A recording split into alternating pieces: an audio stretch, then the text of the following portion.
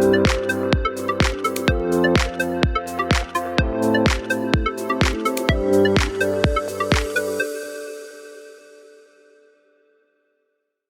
everybody, this is Sheri Traxler with ViREO Life, author of Go Forward, 28 Days to Eat, Move, and Enjoy Life God's Way.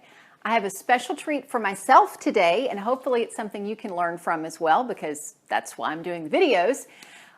About 2 years ago, we started a medicinal herb garden, and I've got a couple of written blogs about that journey as we've gone along, and I get to harvest the chamomile finally, at least a little bit of it. It's not fully grown and not as much as what I will need for a full year, but it's at least getting to be a first harvest. But here's the experiment.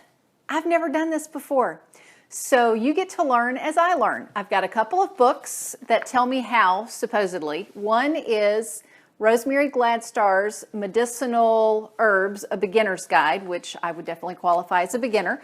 And the other one is Lisa Bednar, who is a registered dietitian and a certified herbalist. She is not a registered dietitian, I'm sorry, a registered nurse. Simple Book of Herbs. And I did a lot of training with her in Cookeville, Tennessee. So I've now grown the chamomile. Now what do I do with it? According to Rosemary's book, Rosemary like I know her, let's see. When flowers are fully open and fragrant, use your fingers as a rake to harvest them, pulling them up between your fingers into a gathering basket. You'll find this technique more efficient than collecting the small flowers individually. Commercial harvesters use real rakes such as blueberry or cranberry rakes, have no idea what that is, to gather buckets of blossoms. And it says that they'll smell like apples. And when I've been out there, I have noticed they do smell like apples. So, simple herbs. Chamomile, and there is a difference, I have learned this, between German chamomile and Roman chamomile. German chamomile produces more flowers, more medicine. So that's what I grew, was German. Let's see. Fern-like leaves, grows 2 to 3 feet tall, including the flower heads. Dozens of daisy-like flowers, half-inch in diameter. By harvesting the flowers and about 3 inches of stalk, you can have a second and a third harvest of flowers, so that'll be good because this is midsummer in July and it's hot out.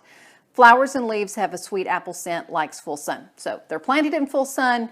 We're doing well on that, so I'm going to try both varieties of harvesting, the raking and the cutting. Now, once we get them in and we dry them, she also talks about how to dry them and how to pick them. So picking flowers is what we're getting. The day of time is critical for flowers. All flowers should be harvested in early morning, just after the dew has dried. Unless Sheri didn't have time that morning and it's middle of the day and better now than none. The flowers should be gathered with a small portion of the stem intact, held upside down so the oils will drain and remain in the petals.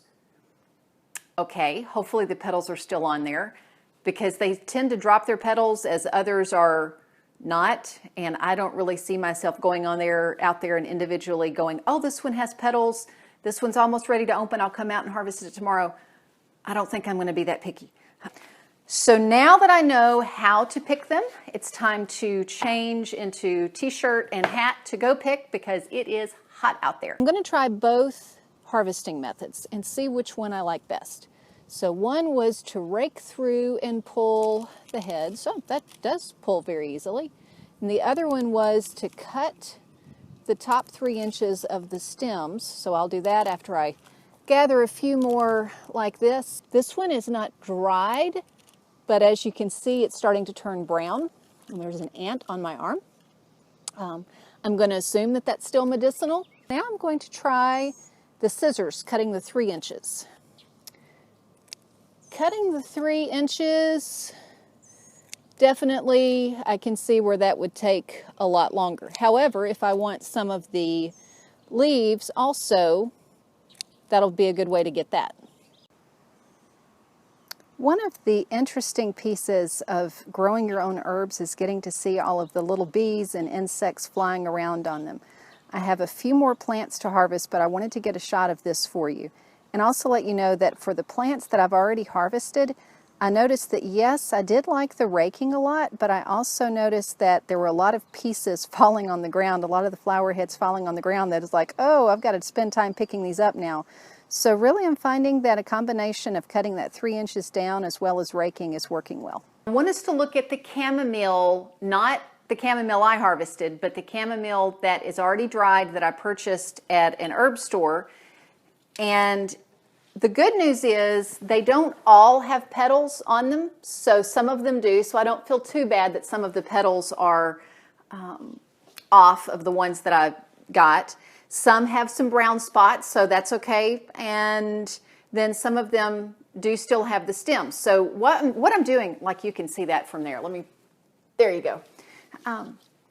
So what I'm doing is comparing so that when I dry them, this is what I'm going for. Let me give you a whole good shot of what the chamomile, and there's a lot of the loose seeds and so forth down in there that are falling off as well.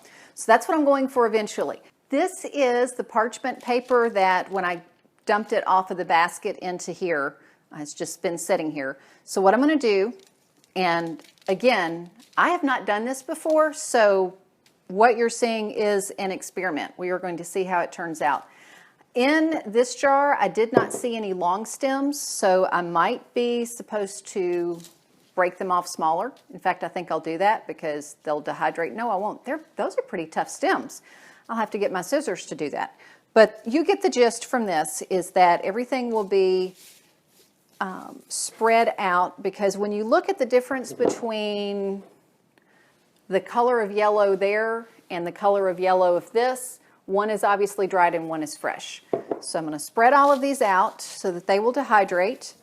I will cut off the small stems, and then I will dehydrate it for about 24 hours is how long anything like this usually takes, though I'll check it at 12 because I don't know how long these take. It's an experiment.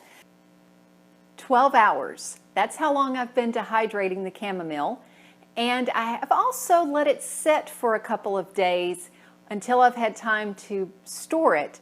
Hopefully it's not reabsorbed too much water from the air. It is Tennessee, so it is going to be humid. If you don't have a dehydrator, you can use your oven and use the heat around 100, 105 degrees. The dehydrator, I had it on 105. Just leave the door cracked if you're using your oven. I'm going to get the chamomile and see how it compares with what I had purchased from the tea shop. So I'm going to take the parchment paper and attempt to make a funnel out of this. And hopefully this will not be as messy as the time that I did the basil in a bag and got dirt all over my living room. I'll link that video below so you can have a good chuckle. And it does seem to be as dry as the chamomile that I got from High Garden Tea. So if we compare these, mine I left a lot of green stem on, which they obviously did not, so that doesn't look as dry. But the flowers themselves, they look as dry. So I believe that about 12 hours is what we need on that. I'm going to put the other one in and then show you the finished product. If you're wondering, this is dill that is on the counter also drying. Finished product is here. This is the chamomile from the herb shop, and you can see that there's so many petals that have broken down and crumbled. This is what is just out of the dehydrator, a lot more green because I left more stem on. Learned my lesson that if I want it to be like the Medicinal herb shop, cut more of the stem off. But you can see that a lot of it is starting to break down as well. If you've got questions, other herbs that you would like to learn about, how to dehydrate, how to process, how to use them, put that in the comments below. And if this was helpful, give me a thumbs up. Thanks so much for watching, and remember to subscribe so you can be the first to receive the new videos. And until next time, find your path and fulfill your potential.